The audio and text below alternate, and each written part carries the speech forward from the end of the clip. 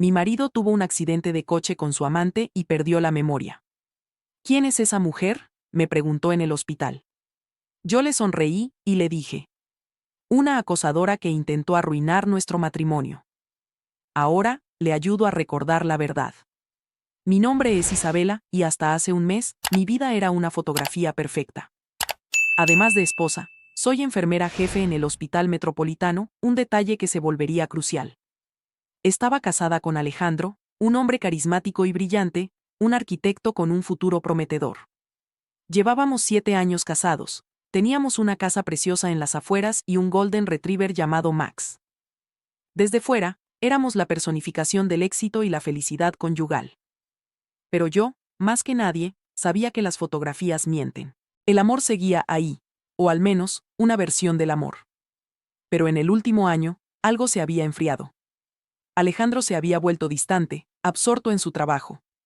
Las largas noches en su estudio de arquitectura se hicieron más frecuentes, los viajes de negocios de fin de semana se convirtieron en la norma. Cuando intentaba hablar con él sobre la distancia que sentía entre nosotros, él me sonreía con cansancio. Cariño, estoy construyendo nuestro futuro. Un poco de paciencia. Pronto todo volverá a la normalidad. Yo quería creerle. Me aferraba a la imagen del hombre con el que me casé. El que me dejaba notas en el espejo y me traía flores sin motivo. Me convencí a mí misma de que su frialdad era solo estrés, que la distancia era temporal. El problema de vivir en una casa perfecta es que haces todo lo posible por ignorar las grietas en las paredes. La llamada que hizo añicos nuestra fotografía perfecta llegó un martes por la tarde. Era un número desconocido del Hospital Metropolitano. Hubo un accidente de coche. Alejandro. Su estado era grave pero estable. Corrí al hospital en un estado de pánico absoluto. En la sala de emergencias, una enfermera me guió hasta un cubículo. Alejandro estaba en una camilla, con la cabeza vendada, un brazo en cabestrillo y múltiples contusiones, pero estaba consciente. Lloré de alivio al verlo. Isabela. Susurró, sus ojos luchando por enfocar. ¿Qué? ¿Qué ha pasado? Has tenido un accidente, mi amor, le dije, tomando su mano. Pero vas a estar bien. ¿Y la otra persona?, preguntó. ¿La mujer que iba conmigo? Me quedé helada. ¿Qué mujer, Alejandro? Pensé que ibas solo a la obra. Él frunció el ceño, confundido. No. Iba conmigo. Una colega. Se llama Verónica. ¿Está bien? Antes de que pudiera responder, una doctora entró en el cubículo. Señora, soy la doctora Ramírez, dijo con calma. Su marido ha sufrido un traumatismo cráneoencefálico severo, está estable, pero las pruebas iniciales sugieren una amnesia retrógrada significativa. No recuerda el accidente ni, posiblemente, las últimas semanas o meses. Amnesia. La palabra resonó en mi cabeza. La otra pasajera, la señorita Verónica Soto, está en estado crítico, continuó la doctora. Está en la UCI. No podemos decir más por ahora. Y entonces, una enfermera entró con una caja de plástico transparente que contenía las pertenencias de Alejandro. Esto lo recuperaron del coche, dijo, dejándola a mis pies. Mientras la doctora seguía hablando con Alejandro, yo abrí la caja.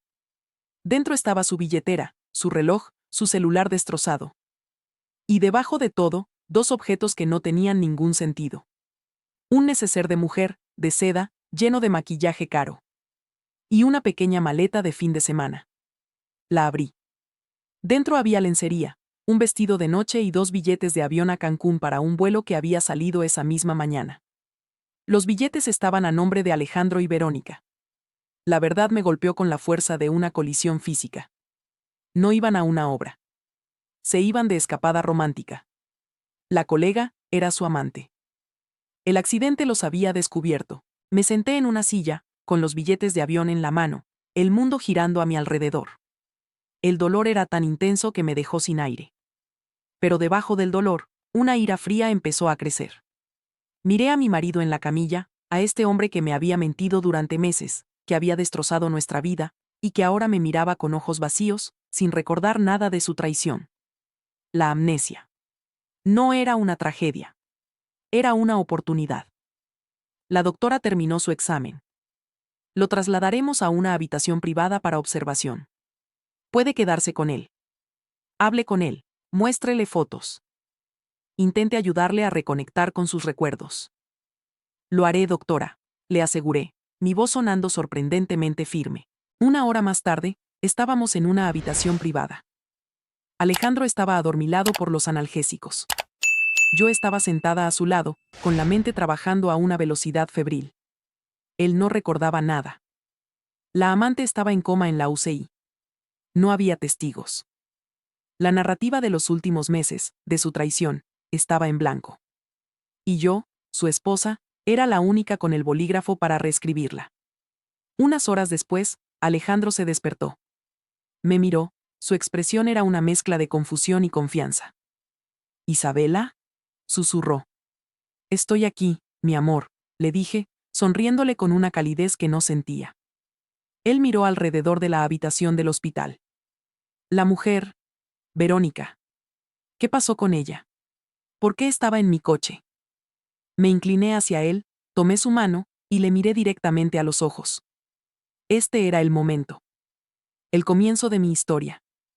¿Quién es ella? Me preguntó de nuevo. Le devolví la sonrisa, una sonrisa triste y compasiva. Es una acosadora, Alejandro. Una mujer de tu oficina que se obsesionó contigo. Llevaba meses persiguiéndote.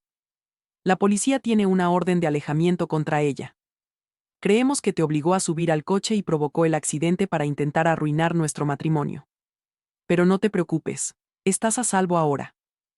Y mientras veía la confusión en su rostro ser reemplazada por el miedo y la gratitud hacia mí, su salvadora, su esposa leal, supe que mi venganza no sería un acto de un día. Sería una obra de arte. Una reconstrucción cuidadosa de la realidad. Ahora, añadí, acariciándole la frente, voy a ayudarte a recordar la verdad. La confusión en los ojos de Alejandro fue reemplazada por un miedo infantil. ¿Una acosadora? ¿Por eso tuve el accidente? Creemos que sí, mi amor, le dije, mi voz era un bálsamo de compasión y seguridad. Ella te ha estado persiguiendo durante meses, llamadas a deshoras, regalos no deseados en tu oficina. Ha sido una pesadilla. Trataste de manejarlo solo para no preocuparme. Siempre has sido tan protector. Le estaba dando una narrativa en la que él no era un traidor, sino un héroe silencioso. Un hombre que sufría en secreto para proteger a su esposa. Era una historia mucho más fácil de aceptar que la de un infiel descubierto. Su mente, ávida de coherencia, se aferró a ella. No recuerdo nada de eso, susurró, su voz llena de angustia. Es por el golpe, cariño. El médico dijo que has perdido los últimos meses. Pero no te preocupes, estoy aquí para ayudarte a llenar los vacíos. Los días siguientes en el hospital fueron mi obra maestra. Me convertí en la esposa devota. Le leía, le contaba historias, cuidadosamente editadas, de nuestro pasado reciente, y actuaba como la guardiana de su paz. Informé a nuestros amigos y familiares que, por orden médica, las visitas estaban restringidas para no causarle estrés postraumático. Yo era su único punto de contacto con el mundo exterior, su única fuente de verdad. Mientras él estaba en el hospital, yo volví a casa por una tarde con una misión. Realicé una purga forense de nuestra vida. Cualquier rastro de Verónica fue eliminado. Encontré un par de pendientes caros escondidos en su cajón de calcetines, un regalo que obviamente no era para mí. Los puse en una caja con la etiqueta, devolver a BS. Evidencia de acoso. Encontré recibos de cenas para dos en restaurantes que nunca habíamos visitado juntos. Los añadí a la caja. Estaba construyendo un expediente de pruebas para una historia de ficción. Su nuevo celular llegó al día siguiente. Antes de dárselo, transferí los contactos. Cuando llegué al número de Verónica, lo guardé bajo el nombre, número bloqueado, acosadora. Cuando Alejandro finalmente recibió el alta una semana después, volvió a una casa que era un santuario de nuestra felicidad conyugal. Había impreso y enmarcado fotos nuestras de años pasados, creando una falsa cronología de alegría reciente. La casa era un escenario, y cada objeto era parte del atrezo. Él, por su parte, se recuperaba físicamente. Pero su dependencia de mí era total. Me miraba con una gratitud y un amor renovado que eran casi insoportables. Se disculpaba constantemente por no recordar, por el infierno que me había hecho pasar con la acosadora. Nunca volveré a darte por sentada, Isabela, me prometía, con lágrimas en los ojos. Casi te pierdo. Casi lo pierdo todo. Yo le sonreía, le decía que todo estaba perdonado, mientras por dentro, la ironía me quemaba. Él no tenía ni idea de lo cerca que estaba de la verdad. Mientras tanto, en el mismo hospital, Verónica seguía en la unidad de cuidados intensivos, en coma inducido. Su estado era mi barómetro de seguridad. Cada mañana, usando mi acceso a la red del hospital como familiar de un paciente reciente, revisaba discretamente su estado. Sin cambios. Cada día que ella permanecía en silencio, mi nueva realidad se solidificaba. Una tarde, me armé de valor y fui a la UCI. La encontré, pálida y conectada a un laberinto de tubos y máquinas. Me quedé mirándola, a la mujer que había intentado robarme a mi marido. No sentí odio. No sentí compasión. Sentí una extraña conexión, como la que un arquitecto siente por la viga de soporte de una estructura rival. Su inconsciencia era la clave de mi nueva construcción. Mientras ella durmiera, mi historia era la única que existía. Pasaron 3 semanas. Alejandro había empezado la rehabilitación. Estaba volviendo a ser él mismo, o más bien, la versión de sí mismo que yo le estaba construyendo. Un marido fiel, arrepentido, y profundamente enamorado de la esposa que lo había salvado. Nuestro matrimonio nunca había sido tan perfecto. Fue un viernes por la tarde. Estábamos en el salón, mirando un álbum de fotos, uno que yo había creado esa misma semana, cuando mi celular sonó. Era un número del Hospital Metropolitano. Diga. Señora Isabela, dijo la voz de una enfermera.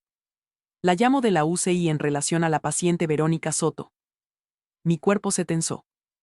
Ha habido un cambio significativo en su estado, continuó la enfermera. Su tono era profesional y ajeno al terremoto que sus palabras estaban causando en mi mundo perfectamente construido. Ha despertado. La palabra despertado me golpeó con la fuerza de un latigazo. El pilar fundamental sobre el que había construido mi nueva realidad, la inconsciencia de mi rival, acababa de desmoronarse. Durante 3 semanas, mi historia había sido la única versión de la verdad. Ahora, había otra jugadora en el tablero, una que conocía la verdadera partida que habíamos estado jugando. ¿Señora? ¿Sigue ahí? Preguntó la enfermera. Sí, sí, lo siento, respondí, mi mente trabajando a una velocidad vertiginosa. Es una noticia maravillosa. Una verdadera sorpresa, después de tanto tiempo. Por favor, mantengan a mi marido informado de su progreso.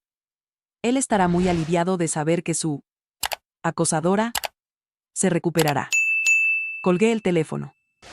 Mi corazón latía con fuerza, pero no era pánico. Era la adrenalina de un arquitecto al que le anuncian un terremoto inminente. Sabía que tenía una ventana de tiempo muy pequeña antes de que la estructura de mi mentira fuera puesta a prueba. Tenía que reforzarla. Me giré hacia Alejandro, que me miraba con curiosidad.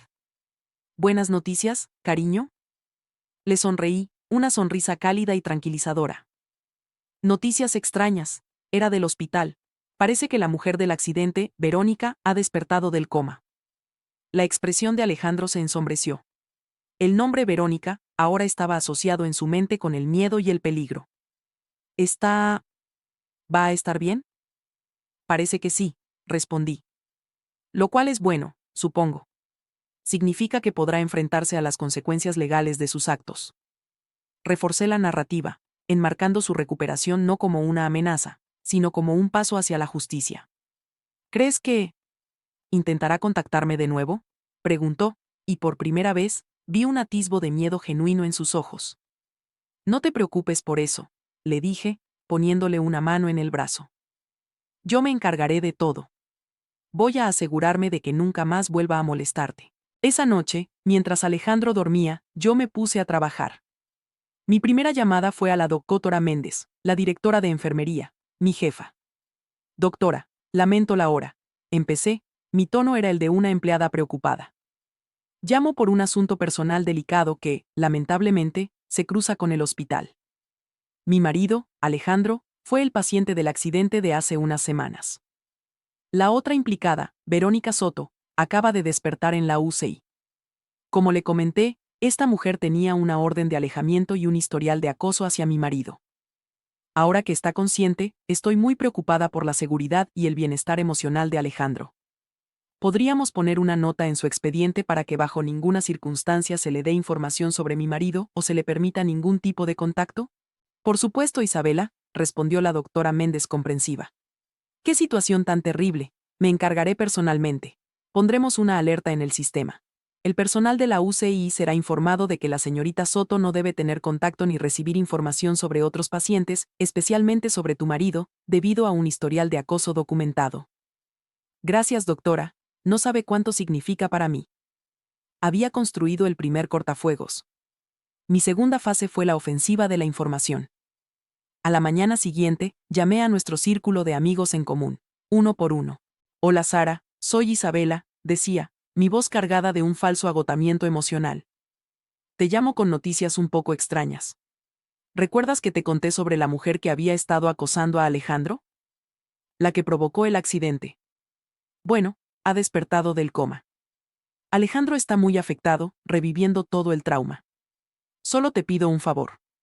Si ella o alguien de su familia intenta contactarlos, por favor, no les den ninguna información sobre nosotros. Estamos intentando proteger nuestra privacidad y recuperarnos de esta pesadilla. Repetí la misma historia a todos. Para el mediodía, había creado un muro de silencio a nuestro alrededor. Cualquiera a quien Verónica pudiera contactar ya estaría predispuesto a verla como una acosadora inestable. Había envenenado el pozo antes de que ella tuviera la oportunidad de beber de él. Finalmente, el último paso. Tenía que verla.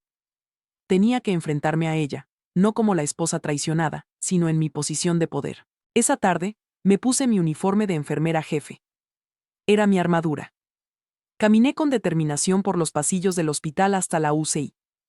La enfermera de turno me reconoció y asintió con respeto. Vengo a ver a la paciente de la 3, Verónica Soto, le dije. La doctora Méndez me ha puesto al tanto de su situación particular. Quiero evaluar su estado yo misma. Entré en la habitación. Verónica estaba despierta, pero se veía débil. Tenía los ojos abiertos y miraba fijamente el techo. Se giró lentamente cuando me oyó entrar. Su expresión pasó de la confusión al reconocimiento, y luego a la ira. Tú, susurró. Su voz era un graznido ronco. Me acerqué a su cama y miré su monitor de constantes vitales. Todo parecía estable. Bienvenida de nuevo, Verónica, le dije. Mi voz era amable, profesional y completamente desprovista de la historia que compartíamos. Soy Isabela.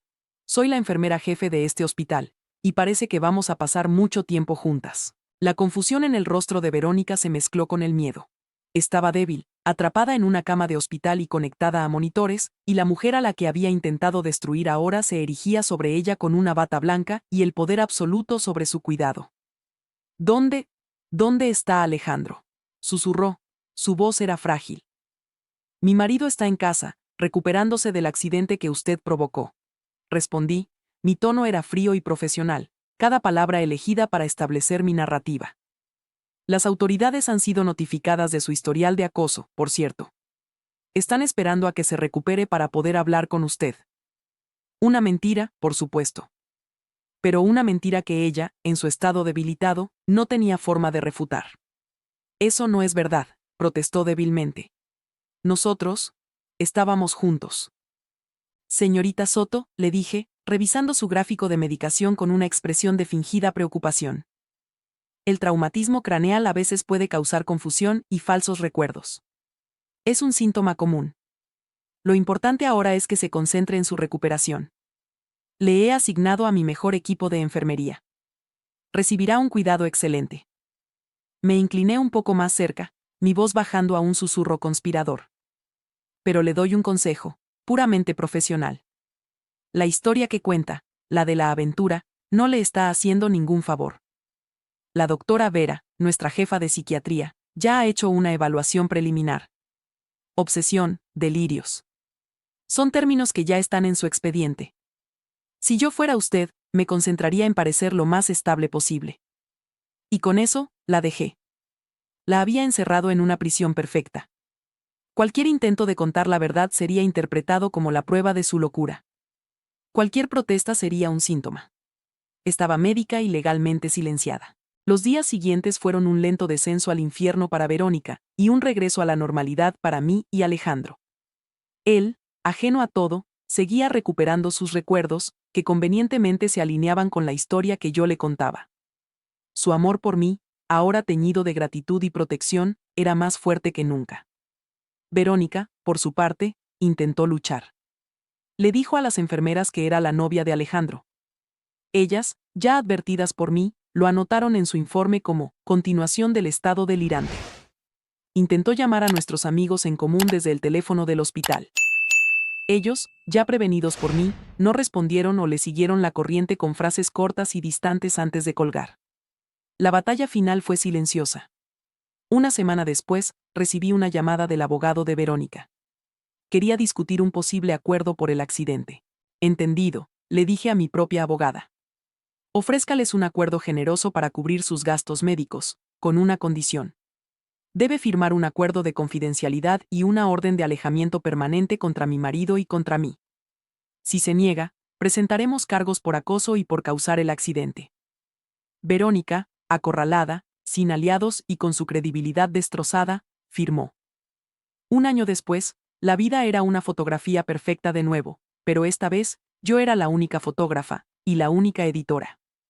Alejandro nunca recuperó los recuerdos de su traición. Para él, el último año había sido una historia de amor y superación, la historia de cómo su esposa leal lo había salvado de una mujer loca. A veces, por la noche, me confesaba que todavía tenía pesadillas, fragmentos de recuerdos que no encajaban, como el tacto de la mano de Verónica o el sonido de su risa. Yo simplemente lo abrazaba y le susurraba que eran solo los ecos del trauma, que estaba a salvo. La última noticia que tuve de Verónica fue a través de una ex colega suya. Después del acuerdo, se había mudado a otra ciudad. Estaba intentando reconstruir su vida, pero los rumores de su inestabilidad la siguieron. Mi venganza nunca fue ruidosa. No hubo gritos ni confrontaciones. Fue una cirugía silenciosa y precisa. Reescribí la historia, edité la verdad y borré al personaje que amenazaba mi mundo. Alejandro había perdido la memoria, pero yo le había construido una mejor, una más limpia. Una en la que él era el héroe y yo, su devota salvadora. Y él me amaba por ello. Quizás la memoria no es más que la historia que elegimos contarnos a nosotros mismos. Y yo, simplemente, había elegido una mejor historia para los dos.